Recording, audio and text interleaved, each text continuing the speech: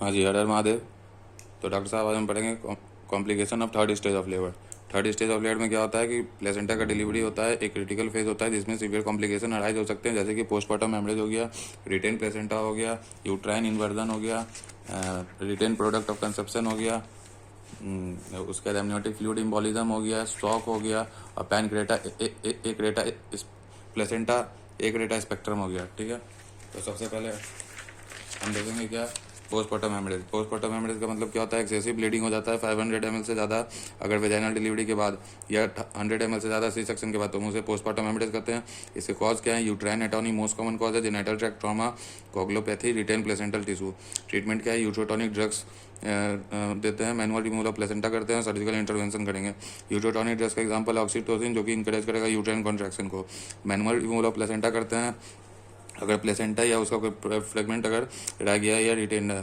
ठीक है, फिर सर्जिकल इंटरवेंशन करते हैं सर्जिकल रिपेयर के लिए, टीयर का सर्जिकल रिपेयर के लिए सर्जिकल इंटरवेंशन करेंगे हिस्टेक्टोमी के द्वारा। ठीक है, फिर रिटेन प्लेसेंटा। सेकेंड कॉम्प्लिकेशन क्या है? Retained placenta. इसमें क्या होता है कि प्लेसेंटा का डिलीवरी नहीं हो पाता है 30 मिनट के बाद भी, बेबी के बॉर्न होने के 30 मिनट के बाद भी। ये 3 टाइप का होता है: placenta adherence, placenta trapped placenta, placenta accreta spectrum. Placenta एडेरेंस का मतलब क्या होता है कि प्लेसेंटा लूजली अटैच होता है यूट्राइन वॉल से।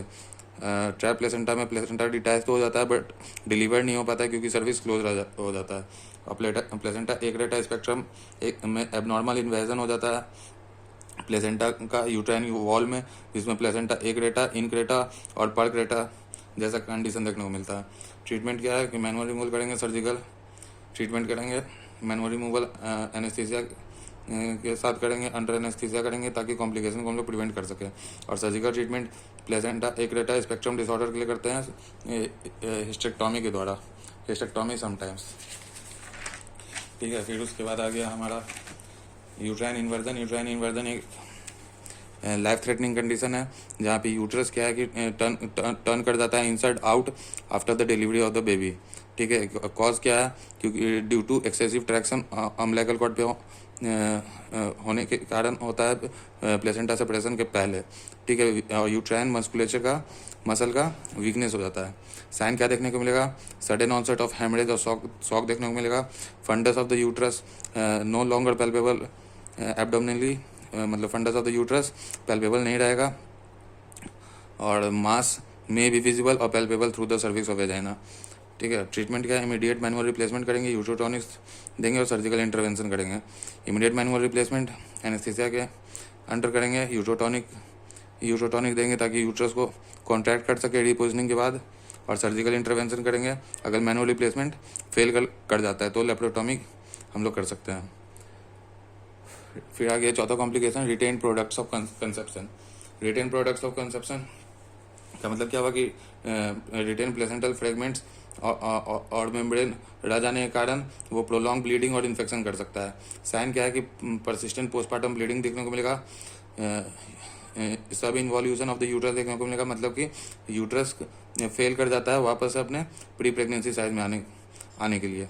ट्रीटमेंट क्या है कि अल्ट्रासाउंड कन्फर्मेशन करेंगे और सर्जिकल इवैक्यूएशन करेंगे।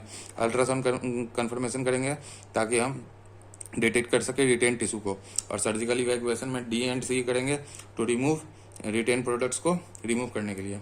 एमनियोटिक फ्लूइड इम्बोलिज्म एक रेयर बट कैटेस्ट्रॉफिक इवेंट है जहाँ amniotic fluid maternal blood stream में एंटर कर जाता है, जिसके कारण कार्डियो रेस्पिरेटरी कोलैप्स या कोगलोपैथिक जैसे कंडीशन देखने को मिलता है। इसके साइन क्या है कि सडन शॉर्टनेस ऑफ ब्रेथ देखने को मिलेगा, हाइपरटेंशन देखने को मिलेगा, साइन ऑफ शॉक देखने को मिलेगा, और डीआईसी भी कभी कभी देखने को मिल सकता है। DIC means disseminated intravascular coagulopathy या डिसमिनेटेड इंट्रावेस्कुलर कोगुलेशन। ठीक है, ट्रीटमेंट में क्या है? इमीडिएट रिससिकेशन करेंगे, इंटेंसिव केयर करेंगे। इमीडिएट रिससिकेशन में हम फ्लूइड, ब्लड प्रोडक्ट्स और ऑक्सीजनेशन देते हैं, और इंटेंसिव केयर करना पड़ता है क्योंकि कुछ पेशेंट को इंटेंसिव केयर और मॉनिटरिंग की जरूरत पड़ती है। ठीक है, फिर आ गया shock in this condition means कि सर्कुलेटरी फेलियर हो चुका है या सर्कुलेटरी फेलियर हो रहा है किसके कारण? तो मैसिव हेमरेज के कारण यूट्राइन इन्वर्जन